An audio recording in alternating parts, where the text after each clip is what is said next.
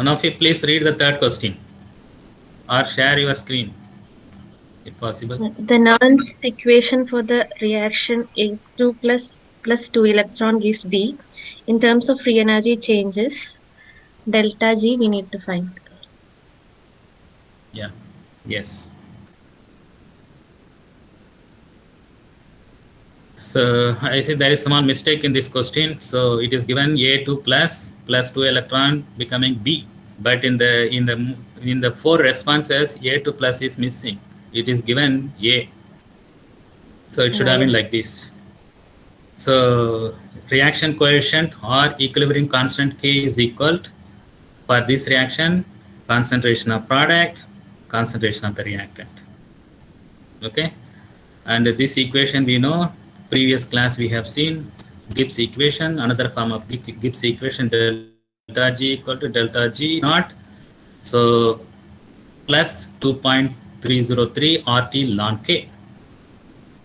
So delta G is free energy change at any condition, delta G naught is free energy change at a standard condition, RT or universal constant, T is operation temperature, and K or Q is the equilibrium constant reaction coefficient. So you substitute K by this terminology and it is done.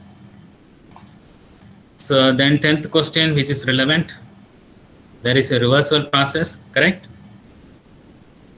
Yes, sir. 10th question. So some reaction is reversible, so not irreversible. Irreversible is spontaneous. Reversible process delta G0. This is another form of Gibbs equation. Delta G equal to delta H is T delta S. What is delta H? That is the heat of the reaction. And T delta S is free energy. No, delta S is, what is delta S? Entropy change. Entropy change. Okay. Then 11th question, this we have already solved in our PPT. Exactly same question. You are asked to estimate the delta G naught. So cell reactions are given, potentials are given, and you know the Gibbs equation, and the concentrations are not given. You can directly use the Gibbs equation, delta G naught equal to minus NF naught, and the number of electron inward are 2, and F you know, E0 you can estimate, and you can get the delta G naught. Correct? This is also similar. So here, two reactions are given, and you are asked to estimate the E naught for third reaction. So 3 electron involvement, 2 electron involvement, and you are asked to estimate 1 electron involvement standard reduction potential. This is the key. So whenever the similar species, iron, all are iron, whenever you are asked to estimate the redox potential of any of these, this is the key. So 3 electron transfer is accompanied by 2 electron transfer and 1 electron transfer. So if you know any two, the third one you can know. If you know these two, you will be able to know this one. If you know these two, you will be able to know this. This is the clue. You please follow this, and you will be able to get the redox potential for the third one. I think looking at this number, you will be able to tell. 15th question. Please read, Alice. The standard reduction potential at 298 Kelvin for single electrodes are given below. Electrodes are Mg2 plus bar Mg. Electrode potential is minus 2.34. Zinc 2 plus bar zinc minus 0.76. And last one is Fe2 plus bar Fe minus 0.44. From this, we can infer that. Okay. So looking at these numbers, what do we see? All are which is susceptible for reduction? Which is susceptible for reduction? We can know many things. Which is susceptible for reduction? More negative values. So plus, which means it could be the anode. Less susceptible for reduction, right? Yes. So the potential having less negative will favor for better reduction. So iron will favor for better reduction, whereas magnesium will not favor. Magnesium will favor for oxidation. So which is having a standard reduction potential minus 2.34 voltage. These two voltages are or potentials are within that. So magnesium 2 plus will reduce both zinc and iron because their potentials are more negative. So that standard potential reduction table which I have shown you in the last class. So it can be related to that. 17th question, that is concentration cell. So we are not studying about that. So for concentration cells, E naught is always 0. Then you take the concentrations of left cell, right cell, and you will encounter log 10. Log 10 is 1. So final cell voltage will be E equal to Eg0. So 2.03 RT by E, and log 10 is 1.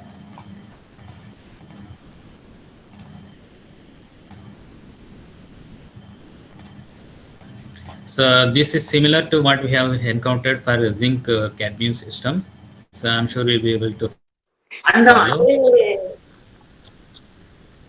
Concentration terms were not given. You can directly use a Gibbs equation, delta G equal to minus NFE naught. And so what is the question? You are asked to estimate the tin redox potential, right? Lead has been given and delta G has been given, and you are asked to estimate the tin redox potential. So so delta G is related to NFE, and you need to estimate cell voltage, that is E, and the lead potential. Then you subtract or add to get the redox potential for tin system. That will be about, so minus 1. This is which question? This is second paper. Question number 4. Next one. Alice, you take next one.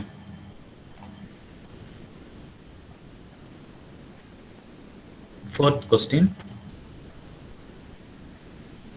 If the ratio of composition of oxidized and reduced species in an electrochemical cell is given as concentration of ratio as concentration of O divided by concentration of R equal to E square. Yes. The correct potential difference will be. Okay. So for any potential according to Nernst equation, E equal to E0 minus RT by NF ln K. Now we are all familiar with these terminologies, right? Okay. So they have given K. That is, so what they have given was O by R, right? O by R. But the actual equation is like this, R by O. So since they have given O by R, you have to inverse it. So I think you can follow this. 1 by E square is equal to minus 1 by E square is equal to E inverse 2. Okay, so this 2 will come in front because of that logarithmic. So log E is 1. So the final cell potential is, you take this side, E minus 0 equal to RT by NF. I think 7th question is similar to the previous one. You can follow these tricks. 12th question, again concentration cell. So E0 is 0. So the cell potential is this one. Daniell cell is nothing but you should be remembering zinc and copper, dissimilar electrodes. No other thing is the Daniell cell. Okay, I think this is similar to what we have done, cadmium lead system. So you are asked to estimate the equilibrium constant. Yes, delta G equal to minus RT ln K, or so delta G equal to minus NFE, or you replace delta G by NFE. So K is equal to exponential NFE by into RT by NF. Okay, so you substitute these numbers, you should be able to get the K. Then this is similar to previous problem. This problem is similar to this problem. First question or second question or fourth question, where it is. O plus 1 electron came, or A plus 1. This is similar. Third question. This is similar to this one. See, even in NET CSIR questions are repeating. I don't know whether they are real CSIR NET questions, but the questions are repeating. Different mode they are giving. Okay. I think I'm done with those problems. So similar problems I left as I shared in the WhatsApp group. You please, those who are interested, you please work out yourself and share with your friends or share in the group or even share to me. I'll be happy to receive. Okay, so shall we go ahead? Anything else you would like to share? Okay.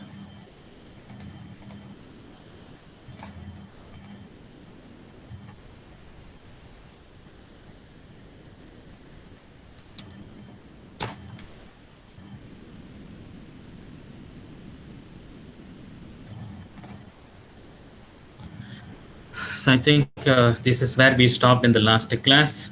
So to construct a battery, you need to have two electrodes. One will act as an anode, another one will should act as a cathode. If the cell potentials are positive, cell voltage is positive, and in principle it can be a battery. So you take lithium or lithiated graphite as an anode, and lithium cobalt oxide, lithium manganese oxide, or LiNiO2 as a cathode. You will be able to develop very high capacity or high energy density batteries. So I am introducing two new terminologies, capacity and energy density. So please wait for what are these capacity and energy density. Maybe this class or next class we will be able to know. There are theoretical capacity, practical capacity, specific energy, energy density, etc. You please wait for the details for these terminologies maybe in the next class. Okay, so far we have dealt with or we have been dealing with the electrochemical cell or galvanic cell. So no electrochemistry lecture or course will end without mentioning this law, Faraday's law. Like no nanotechnology lecture will end without mentioning Richard Feynman. Okay, Michael Faraday's law. So what is Michael Faraday's law says? It says that in an electrochemical process or electrolytic process, the amount of material being consumed or produced is equal to the current passed in a given time. Or very specifically, as you can read, the mass of an element produced or consumed at an electrode in an electrochemical cell or electrolytic cell is directly proportional to the time of the cell operated and the constant current imposed on it. So what do we get from this Faraday's law? Can anyone elaborate? Sir, to know only we are attending this course. You are asking yourself, us. So using this Faraday's law, it is possible to estimate how much amount of material being generated in an electrochemical cell or electrolytic cell are being consumed. And this is very much useful in electrolytic cell, in electrorefinery. Okay, so for example, you consider electrorefinery of aluminum or copper or zinc or even decomposition of water into hydrogen, how much hydrogen it can be generated or how much amount of copper can be deposited, can be generated by means of electrorefining. If you know how much current it is passed in an electrolytic cell and how long it has been passed, you should be able to know, even before doing the experiment, you should be able to know how much material being produced or consumed. This is the usefulness of Faraday's law. So the amount, mass of the material being consumed or generated is directly proportional to the current and the time. So n, small n, number of moles or moles of material being consumed or generated is equal to IT, where I is current, T is time. or it can also be given as C, just C, or Q is nothing but coulombs charge, ampere second. So I is current ampere, T is time seconds, just coulombs or charge. If you know the charge, you should be able to estimate how much amount of material being consumed or generated. Okay, by multiplying with the atomic mass or molecular mass of any material. Charge is nothing but Q. Charge Q is nothing but IT, coulombs or ampere second. And Michael Faraday found that at least this much of charge is involved, either consumed or transferred during the involvement of 1 mole of electrons, and it is a constant, and it is known as Faraday's constant. Faraday's constant, not Michael Faraday found, but this Michael Faraday's constant. So it's roughly 96,500 coulombs per mole. At least this much charge is involved in transfer of 1 mole of electron. And we know that in electrolytic cell, electrons are consumed. Copper 2 plus becoming copper, 2 moles of electrons are consumed. Aluminum 3 plus becoming aluminum. How many electrons are involved? 3 electrons are involved. Or maybe zinc 2 plus becoming zinc, consumption of 2 electrons. Or silver plus becoming silver, 1 mole of electron is involved. And this is a constant, 96,385 coulombs, or 9.65 into 10 power 4 coulombs per mole. Coulombs per mole. Have you ever thought how this number, this Faraday would have arrived?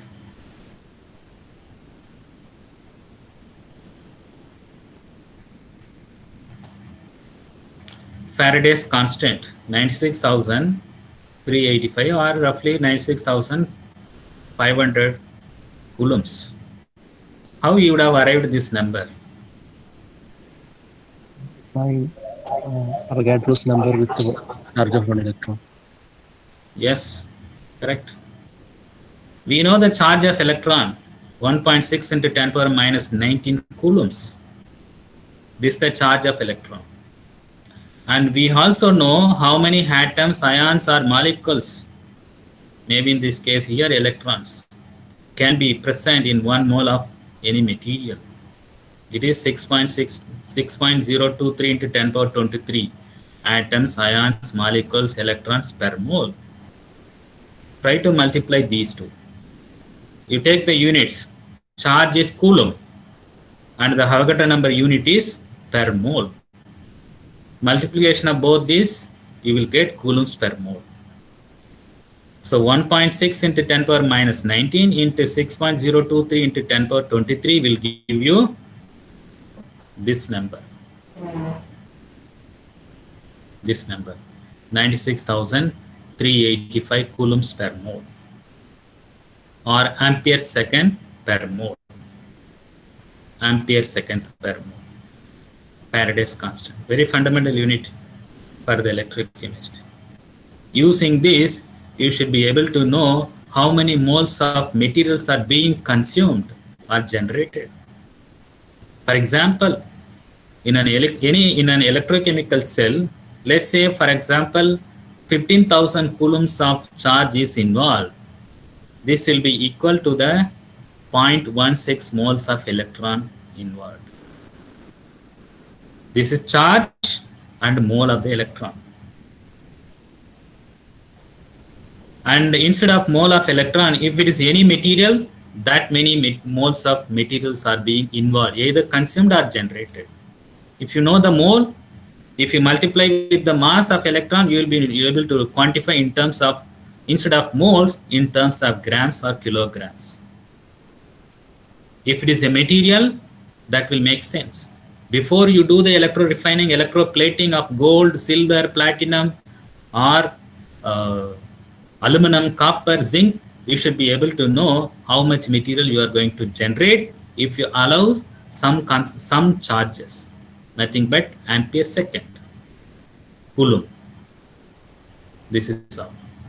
So 15,000 coulomb is nothing but 0.16 moles of electron. How? You divide coulomb by Faraday constant. Coulomb will cancel out, you will get moles. So many moles. And in terms of mass, how much electron mass involved in the reaction or in that process, you multiply with the mass of the electron. What is the mass of electron? 9.1 into 10 power minus mass of electron. 9.1 into 10 power minus 31 kilogram.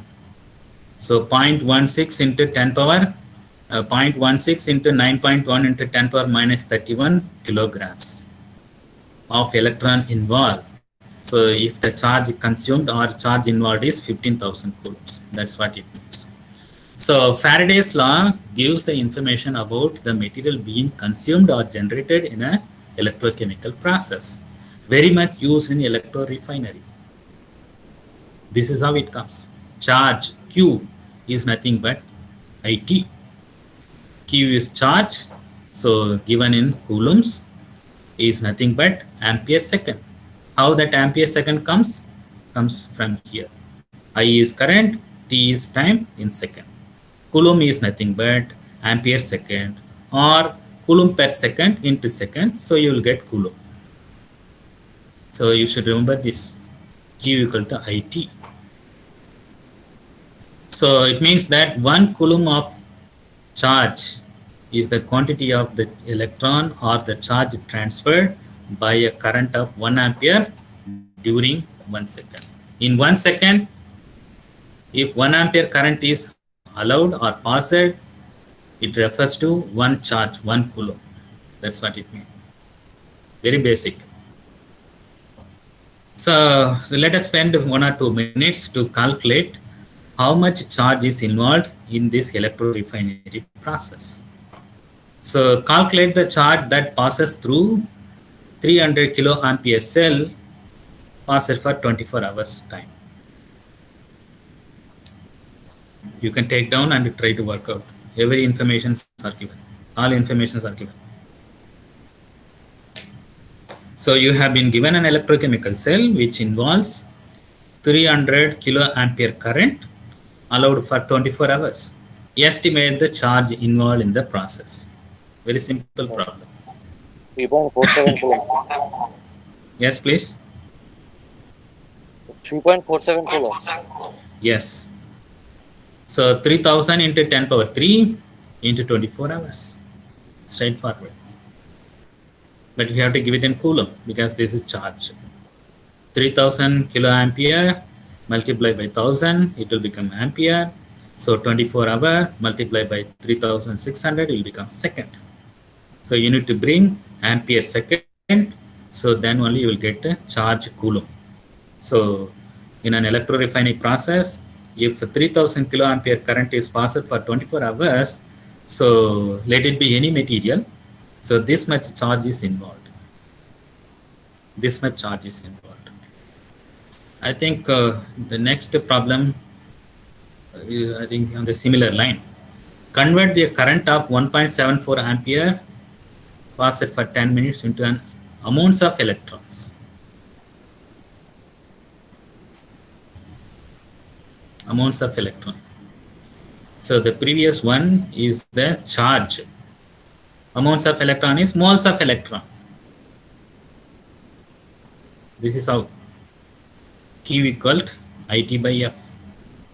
I you know, T you know, divide by the Faraday's constant, you should be able to know the moles. If it is an electron, it is electron moles. If it is anything, any other material, it is moles of that material. It's simple to follow. So 1.74 ampere is nothing but coulomb per second. 10 minute should be converted into seconds, multiplied by 60. Minute will cancel out. You will have a second. Second will cancel out. Divide by the Faraday constant. Coulomb will cancel out. So it is 1.74 into 10 into 60. equal to 1044 divided by 96,500 coulombs. So you get this much moles of electrons. This much moles of electrons. So you multiply by the mass of electron, that many grams of electron. If you want to quantify in terms of grams instead of moles. So still it is not appreciable. I think this problem you will be able to appreciate. You can take down this. What is the mass of copper deposited at the cathode of a copper electrorefining cell that has operated for 12 ampere at a 12 ampere current for 40 minutes? I think you should do this. What is the amount of copper deposited in an electrorefining process where the cell is operated at a 12 ampere current for 40 minutes? Current is given, duration, time is given. You should be able to estimate amount of copper that is being deposited. So it's electrorefining cell means maybe malachite green copper ore is there, maybe in the form of a slurry or a liquid. Copper 2 plus is there. It requires 2 moles of electron. 2 electrons are required to become copper. What is the condition? 12 ampere current is allowed, is operated. The cell is operated at 12 ampere for just 40 minutes. 40 minutes, 12 ampere. And copper ion is getting reduced to copper metal involving 2 electrons. Copper metal mass is 63.55 grams per mole. You know. Faraday constant we have now. What you need to know? You need to initially estimate number of moles of copper being deposited. Number of moles of copper being deposited. Once you know the number of moles, you multiply with the atomic mass, you get in terms of gram.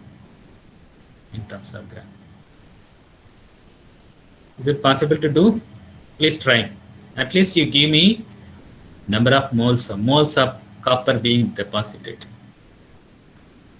This is similar to this problem. This is similar to this problem. Or this problem.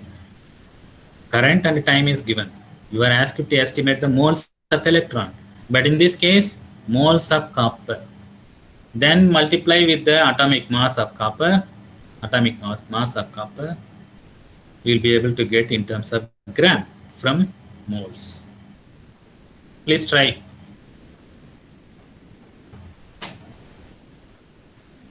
Very much practically used this process, electrorefining of copper. You would have heard Sterilized Corporation or Sterilite Limited. Very much they use this electrorefining process in Tuticorin. And there is a very big venture in Australia. They also make copper. And there is a very big company in Canada. They make zinc. Okay, I got 2 responses, Sarafuddin and Nurul. So both are nearly same, 0.15 moles of copper. Okay. So I hope you have taken the charge involved. The charge involved is 2. Charge involved is 2. 2 electrons are involved. That's very important. So this is the fundamental equation. This is another version of Faraday's equation, Faraday's law. W is equal to IT by NF into M. I have straight away given. Okay. So I is current, T is time in second, I is in ampere. Okay. So N is number of electrons involved, F is Faraday constant, and M is atomic mass. Or if it is a molecular mass, you will get so many grams. This is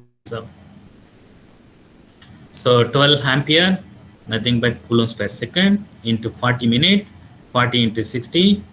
So minute will cancel out, second will cancel out, divide by the Avogadro number. So coulomb will cancel out. You will get so many moles. and there are 2 electrons are involved. So you have to divide by this number of electrons. So it will become 0.149 moles of copper.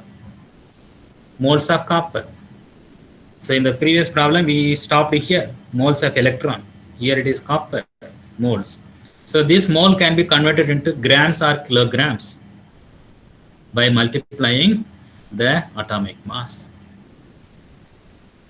So 0.15 into 63.55 will give you about 10 grams. So it means that you take a electrorefining cell, electrolytic cell. So on the cathode compartment, copper ions are there, maybe malachite green or any other copper ore, make a slurry. You apply 12 ampere current for 40 minutes, you are going to get about 10 grams of copper deposited on the cathode. So you can estimate like this for any other process. Even you will be able to estimate how much amount of hydrogen can be generated by decomposing water in electrolysis cell.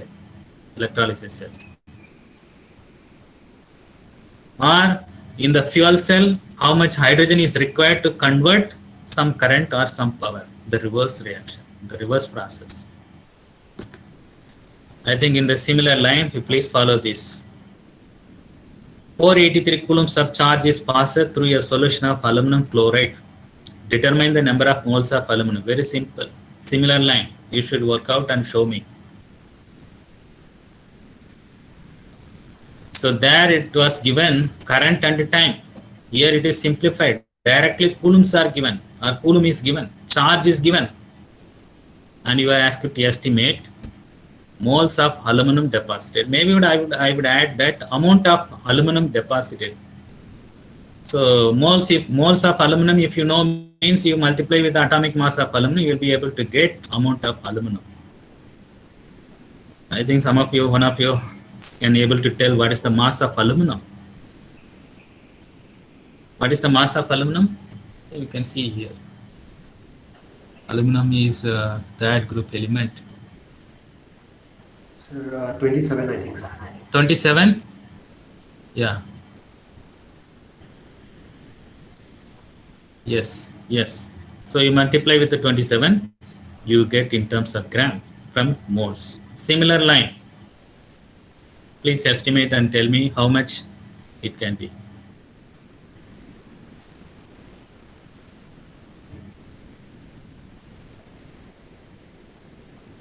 Aluminum products are 133.5 almost. Yes. 133.4. So you need to know the electrorefining equation or electroreduction process. Al3 plus, this is from aluminum chloride. So aluminum is in 3 plus state. Al3 plus consuming 3 electron becoming Au. Sorry, not Al. Al3 plus 3 electron becoming Al. So the charge involved here is, number of electron involved here is 3. Here you are divided by 2 number of moles because 2 electrons are involved. But in this case, you will have to divide by 3. That's the only difference. So this coulomb is nothing but ampere second. Already time and currents are taken. So you divide this by the Faraday constant, then multiply with the divide by 3 and multiply with the atomic mass. You should be able to get amount of aluminum that is being refined. So in this line, I am sure you'll be able to work out any electrolytic cells or electrochemical cell. In the electrolytic cell, materials are generated. Electrochemical cell, materials are being consumed. In lithium-ion battery, during the discharge, lithium is consumed. During the charging, lithium is generated. Electrochemical cell during the charging, electrolytic cell during electrochemical cell during the discharge and the electrolytic cell during the charging, lithium-ion battery. Similarly, other battery systems. So this is how it should be you should be able to. So number of moles is charged by Faraday constant. So divide by the charge, it should be 3 here in this case. So you should be able to get, so aluminum electro-refined. Aluminum electro-refined. I think I'm done with the electrolytic cells. So to summarize so far what we have learned, so I would like to introduce these 3 equations. So all our discussion last 2-3 classes, we have lingered around these 3 equations. So Gibbs equation, connecting equilibrium constant, connecting cell voltage. And here, so this connects, so cell potential, standard condition, non-standard conditions with that of the reaction coefficient or equilibrium constant. And since these two are connected and they can be connected. So inseparable, if you know one or the other two can be half time. Okay, so if you know E0 and Q, it is possible to estimate G or vice versa. Fundamental 3 equations, Gibbs equation, Nernst equation. So they are inseparable, so very important. Okay, so it is possible to connect one quantity to other quantities. I think I have another version of this one. So delta G, E and K simply connected by these equations. So taken from open literature. I didn't create this. I took from the open literature. I think you should be able to appreciate. So very importantly, the connection between these 3 terminologies you can know, and the spontaneity of the reaction you can also tell in terms of K, delta G and E. You can tell spontaneity in terms of K and delta G if it is a chemical reaction. You can add potential, electrode potential or cell potential if it is an electrochemical reaction. How? If the delta G is less than 0, negative, it is a spontaneous process. If it is greater than 0, it is non-spontaneous process. You talk about in terms of delta G. In terms of cell potential or electrode potential, if the cell voltage is positive, it is spontaneous. If it is negative, not spontaneous. What if it is having 0? This is the thing. 0 means equilibrium process. The forward reaction and the backward reactions are occurring at the same rate. That is the equilibrium process. For any equilibrium process, delta G is equal to 0. Delta G is equal to 0.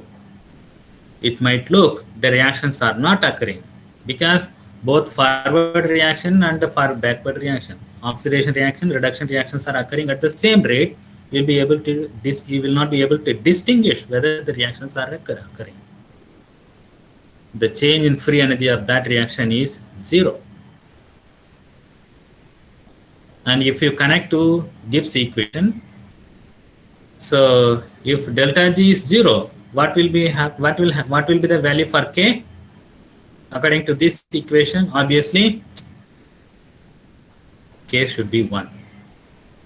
So in this equation, when the delta G can be 0, if K equal to 1. You know that ln K or ln 1 or log 1 is 0. The whole equation will become 0. So either you can talk about in terms of delta G or equilibrium constant K equal to 1, or potential should be 0. Okay, chemical reaction, electrochemical reactions. I think this is so far you would have learned only these 3 informations from our last 3-4 classes.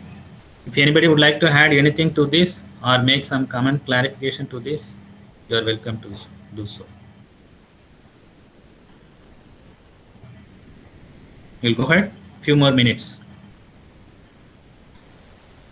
So quite often the temperature of the operation of the cell is influenced on the cell voltage or the electrode potential.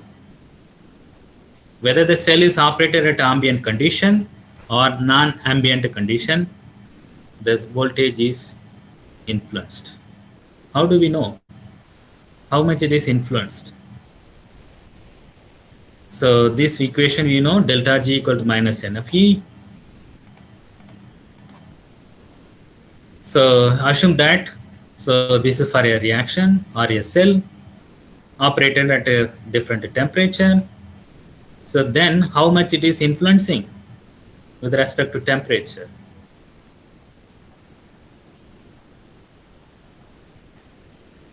So free energy change, if it is influenced by the temperature, is related to change in entropy. Dou delta G by dou T is equal to minus delta S. This is coming from the second law of thermodynamics, also known as Gibbs-Elmore equation. Gibbs-Elmore equation. Gibbs equation is this. Gibbs-Elmore equation relates the free energy with that of the free entropy change. Dou delta G by dou T is equal to minus delta S. Okay, so now you substitute delta G in this equation. So you should be able to get delta S equal to minus NF dou E by dou T. Delta S equal to NF dou E by dou T. Okay, so it means we are differentiating this equation with respect to temperature. Dou delta G by dou T is equal to minus NF, both are constant, dou E by dou T. Dou E by dou T. So dou delta G by dou T is nothing but minus delta S. So minus delta S equal to minus NFE dou E by dou T. Minus minus will cancel out, become positive. So the change in entropy is related to the change in potential with respect to temperature. You know now delta G, you know delta S. Connecting these with the enthalpy is given by this another form of Gibbs equation. Delta G equal to minus delta G equal delta H minus T delta S, or heat of enthalpy delta H is equal delta G minus T delta S. So you can substitute these values from the electrochemical cell. So what you have to do is you have to measure the cell potential at a different current, different temperature. Then you plot it. So this is how you will get it. Potential versus temperature. The slope will give you dE by dt. You substitute this dE by dt in this equation, you should be able to guess delta S. Then delta G and delta S can be substituted in this Gibbs equation.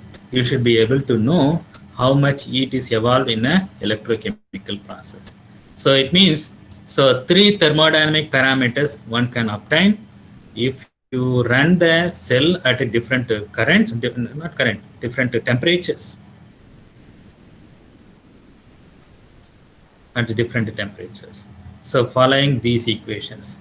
So delta S equal to NFU. I think so you can go back to those NET and CSIR questions. From these 2 slides, at least 2-3 questions are asked. 2-3 questions are asked. You can go back and you'll be able to respond to that properly. So the take home point is, so the operating temperature of the cell, whether it is an electrochemical cell or the electrolytic cell, influencing on the cell performances. We will see whether increasing or decreasing later. When the battery is operated in India, if the same battery is operated at Norway or in Canada, whether we can expect the same performances for the battery or not. So you can infer from this data. So in India, the average surface temperature is about 30. Let's assume 30 degree. But in Canada, at least minus 20 degree. How much difference in the temperature? At least 50-60 degree temperature difference. You cannot expect the battery to perform the same level that it can perform in India and in Canada or in Norway for that matter. That's why in Canada, whenever any such a process is established, especially for battery, the performances are evaluated for at least 60-degree temperature difference. 60-degree temperature difference. Plus 30-degree to minus 20-degree temperature. 60-degree temperature difference, ambient temperature. Here we talk about ambient temperature 30 degree, but in Canada minus 20 degree or sometimes less than minus 20 degree. So much difference is there. So you cannot expect the battery to be performing the same level that in Canada and in India. Maybe if you go to other places where the temperature is very high, 40 degree, 44 degree, still another 10, 15 degree temperature is large. The performance will be still different. So, so let me tell that. So lower the temperature, battery will perform poorly. You will not be able to get enough conductivity or enough mobility. So you will not be able to get good power densities because the electrolyte would be frozen at low temperature. On the other hand, if the battery is operated at elevated temperature, let's say instead of operating at 10 degree, if the battery is operated at 40 degree, there are places where the surface temperature is 40 degree. How much difference? 30 degree difference. At such a high temperature, unwanted reaction might take place. Sometimes the electrolyte might decompose, will lead to adverse effect. Who knows, maybe battery might explode if too much gassing is there. If it is a lithium or even lithium ion battery with the flooded liquid electrolyte are used with such a temperature difference, it might accelerate unwanted reactions, may lead to decomposition of the electrolyte, battery might explode. We will see more in this regard maybe when we talk about batteries in the next class or in the following classes. I will stop now, so you'll take up more in the next class. If anybody would like to add anything or make some comment clarification, you can do so.